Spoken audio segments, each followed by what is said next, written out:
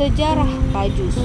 Pada tahun 1998 saat krisis ekonomi melanda negeri ini, banyak terjadi PHK tak terkecuali di kota Medan. Di tengah kesulitan mencari kerja, mulailah orang-orang ini membuka usaha berdagang di sekitar kampus USU. Mereka menganggap kampus merupakan lahan potensial karena banyak calon pembeli. Makin lama makin banyak pula pedagang yang bermunculan dan menyebabkan lingkungan di luar kampus USU semeraut.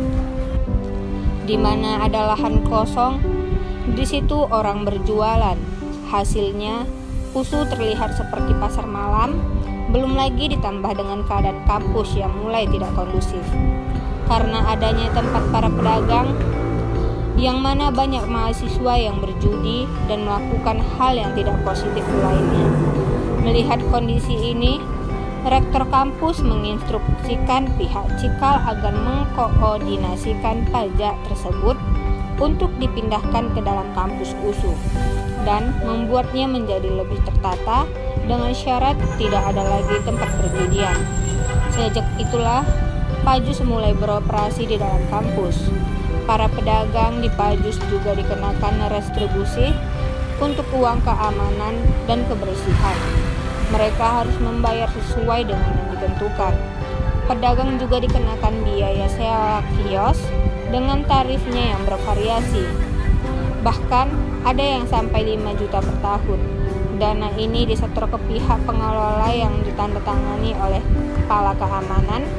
Dari iuran ini, kesejahteraan satpam pun meningkat seiring dengan banyaknya usaha yang berdiri dan meningkatnya pendapatan para pedagang yang ada berusaha di Pajus.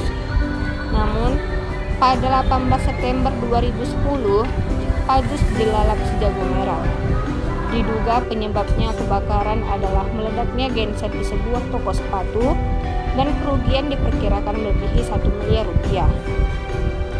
Dan setelah vakum dalam beberapa waktu, Pajus baru pun dibangun Universitas Sumatera Utara 19 dengan kesepakatan yang telah dirundingkan pihak-pihak yang berkepentingan.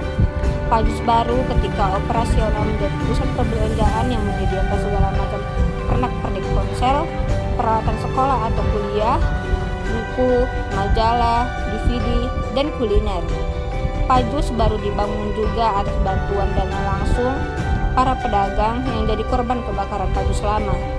Pajus baru memiliki 200 kios di atas lahan 4.000 meter persegi, terletak di depan kompleks Panen, Padang Bulan, dan berada di jalan paling ramai di kawasan ini.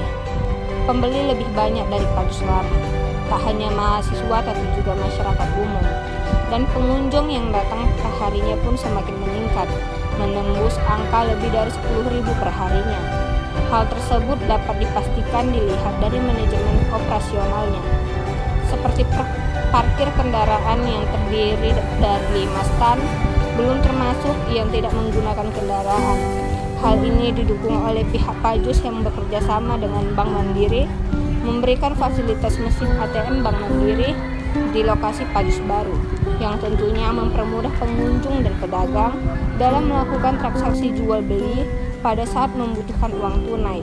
Dan Pajus yang dikelola oleh Bapak Aseng ini telah resmi oleh Wali Kota pada bulan Juni 2013. Nah, sekarang ada 5 hal yang harus diwaspadai ketika berbelanja di Pajus.